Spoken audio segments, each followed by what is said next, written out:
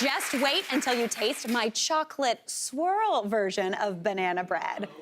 I can honestly say it is one of my favorite things. It is so delicious, and honestly, the swirling of this banana bread was a little bit of a revelation for me. I'll let you in on it in a sec. But first, I gotta get to work on that banana bread batter. This is my classic recipe. I love it so much. So the first thing I'm gonna start with is 3/4 of a cup of brown sugar. Now, I love using brown sugar because it's got a real good molasses flavor to it. And molasses is like, it's like the grandpa flavor of sugar. It's kind of like dark, a little like tall, dark, and handsome stranger, really nice and tasty.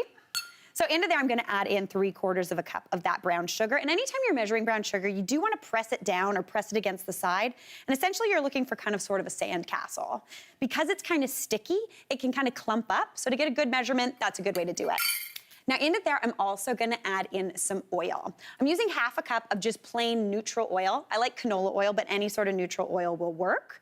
And I actually like using oil in my banana bread as opposed to butter because it keeps it fresher longer. It stays really nice and moist and delicious. Now into there, I'm gonna add in 2 eggs. And oftentimes in recipes, they'll be like room temperature eggs. If you have room temperature eggs, go for it. But with banana bread, you can't really go wrong. Just regular old eggs right from the fridge will be perfect. All right, give that a whisk up. And that is like the base of anything delicious in my books. Got some fat, got some sugar, got an egg to hold it all together.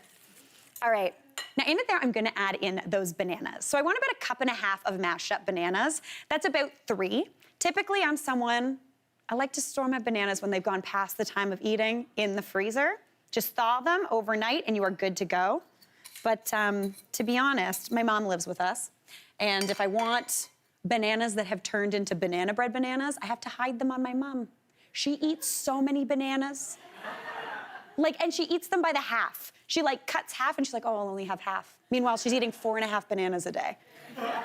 So, all right, give that a mix up.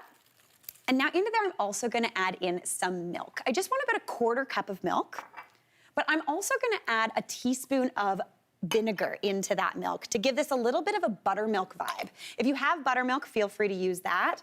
But if you don't, this is a great substitute. That little bit of vinegar gives a bit more acidity into this, which gives more lift into this loaf once I add the dry ingredients in. So just add that on in. And then I'm adding in a teaspoon of vanilla extract for a little bit of extra flavor. Give that a mix. And that is the wet ingredients done for the base banana bread. For the dry, I need 2 cups of all-purpose flour. If you want to, amp up the fiber in here, you could use a little bit of whole wheat flour as well. I would only replace about 1 cup of this though. Whole wheat flour is a little bit heavier. And to be honest, if I am replacing with whole wheat flour, I like to use cake and pastry whole wheat flour. You can get it at bulk food stores. It's a little bit lighter and fluffier. Now into there, for that lift, I'm adding in a teaspoon of baking soda, which reacts really well with that vinegar. We all made those vinegar baking soda volcanoes as kids, right? That's essentially what's gonna happen in this cake. Now I'm also adding in a teaspoon of baking powder, 1/2 teaspoon of salt just to balance out that sugar, and then a little bit of cinnamon. Now I don't want this to taste like a cinnamon bun. If you do, feel free to add more, but just 1/4 teaspoon of cinnamon gives this a little bit of warmth, so it tastes like it's always kind of fresh from the oven. So I'm just gonna stir that baby up. And the cinnamon smells delicious. It's cinnamon season and I'm happy. Give that a bit of a stir. And now I'm gonna add these dry into the wet. The reason I like to mix the dry before adding into the wet is it makes this incorporation much easier. There was a time on the internet where everyone was doing 1 bowl and just dumping everything into the bowl at the same time. But to be honest, that means you gotta stir it for way too long, and then you're gonna develop gluten, which makes the banana bread tough. That is the only banana bread that I don't like, is tough banana bread. All right, that is looking beautiful. You just wanna mix it until it's combined. But now I've promised you chocolate swirl banana bread. So this is how you make any sort of plain batter into also a chocolatey batter. So in this same bowl, we're saving dishes today, I'm gonna add in 3 tablespoons of cocoa powder. Just regular old cocoa powder, whatever you got. Add that into the bowl.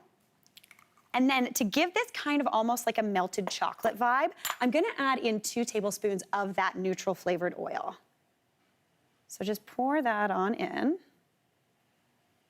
This is the most I've used tablespoon and teaspoon measurements on this show so far. I'm a real wing it lady, even when it comes to baking. Give that a mix up.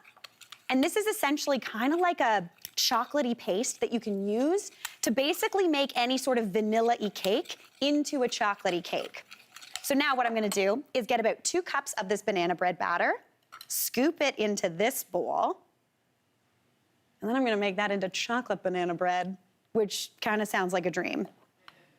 All right, scoop that on in, give that a little bit of a mix up, and all of a sudden, you have got the richest, most chocolatey banana bread mixture.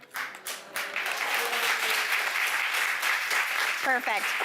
Now, to put this loaf together, I have got a greased loaf pan, and essentially all I want to do is pour a little bit of this classic banana bread mixture right on in, and kind of like alternate with that chocolate mixture. So for the sake of time, I'm gonna do 1 more of this classic.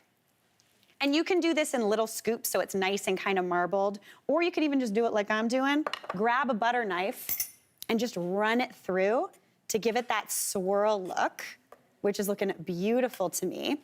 And then the final thing I like to do anytime I am making banana bread is use some turbinado sugar, which is the stuff you get in the brown packets at coffee shops.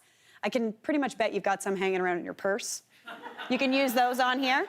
Just scatter that all over the top. It's gonna give it a nice, whoa. She called me sugary. Just spread it out, nothing happened. It's gonna be delish. I'll eat that slice. Pop that into a 350 oven for 55 minutes to an hour. Then set it aside to cool just a little bit, just to get nice and kind of set up that gluten and everything. And then you end up with this little number, which to me looks like, look at that swirl on the inside. Absolutely beautiful.